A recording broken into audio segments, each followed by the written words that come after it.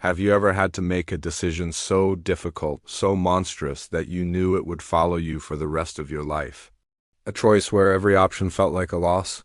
For Queen Elizabeth I, that decision had a name: Mary, Queen of Scots. For 19 long years, this was Elizabeth's reality.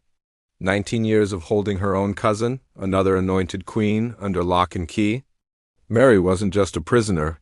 She was a symbol, a living, breathing alternative to Elizabeth's rule. While Elizabeth held the throne, Mary held the hearts of England's Catholics.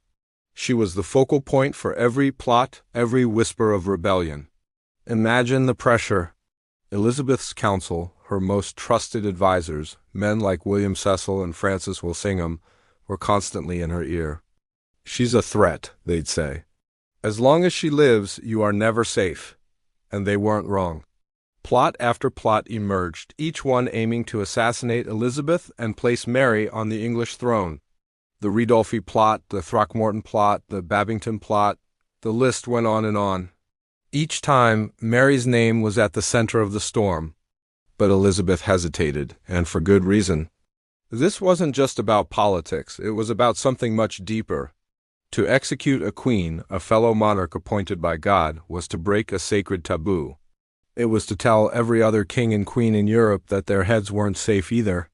It was a precedent she was terrified to set, and this was family. Mary was her cousin, the granddaughter of her own aunt. Killing her felt like a personal failure, a stain on her reign and her soul. So, for nearly 2 decades, she walked this tightrope. Mary was moved from castle to castle, a gilded cage that kept her contained but couldn't silence her influence. Letters were smuggled in and out. Hopes were kept alive. For Elizabeth, Mary was a constant, throbbing headache, a problem that refused to go away. She tried everything else. She hoped Mary would renounce her claim.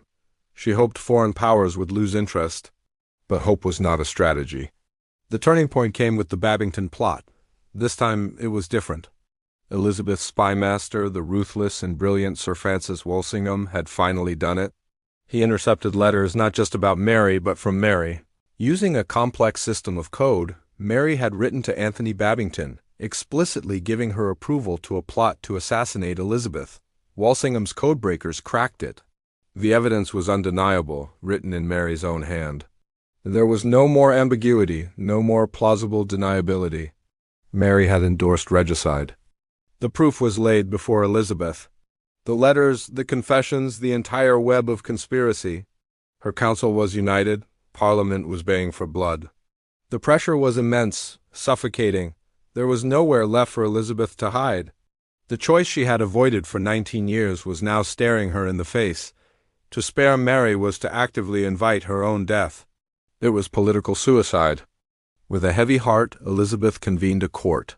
46 lords, privy councillors, and judges found Mary guilty of treason. The sentence was death. But even then, Elizabeth faltered. The warrant for execution sat on her desk, waiting for a signature that felt like it weighed more than the crown itself. She prevaricated, she delayed. She raged at her council for putting her in this impossible position. She even hinted, perhaps desperately, that someone might take care of the problem without her direct order, sparing her the final, awful responsibility, but no one would. The decision had to be hers and hers alone. Finally, on the 1st of February 1587, she signed it. Accounts say she did it not with a flourish of anger, but with a slow, deliberate dread. It was the act of a cornered monarch, choosing her own survival over the life of her cousin. She handed the signed warrant to her secretary, William Davison, but her instructions were vague, perhaps intentionally so. The council, however, saw their chance. They acted swiftly without waiting for any further word from the Queen. The warrant was sealed and sent north to Fotheringay Castle, where Mary was held. On the morning of February 8, 1587, Mary, Queen of Scots, prepared to die. She did not go as a criminal. She went as a queen and a Catholic martyr. She entered the great hall, not in somber black, but in a dress of deep, defiant red, the liturgical color of martyrdom. Her composure was absolute. She spent her final moments in prayer, calmly forgiving her executioners. As the axe fell, she secured her legacy. In death, she achieved a kind of victory that had eluded her in life. When the news reached Elizabeth in London, there was no celebration, no relief. Instead, there was a storm of royal fury. She flew into a rage, but it was the rage of grief and guilt. She claimed the council had acted without her final consent. She threw her secretary, William Davison, into the Tower of London, making him the scapegoat for a decision she couldn't bear to own. She wore black and wept in private, isolating herself from the very advisers who had pushed her to this point. Why?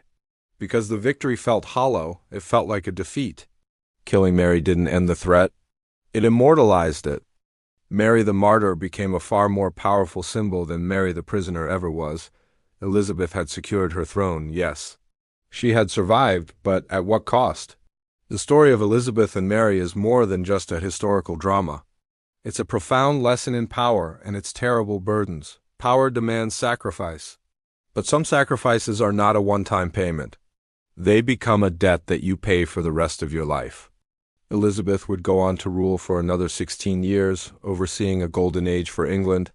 She defeated the Spanish Armada, fostered the genius of Shakespeare, and became a legend in her own right. Gloriana, the Virgin Queen, but the ghost of her cousin, the Queen in Red, never truly left her. The decision to execute Mary haunted her until her dying day.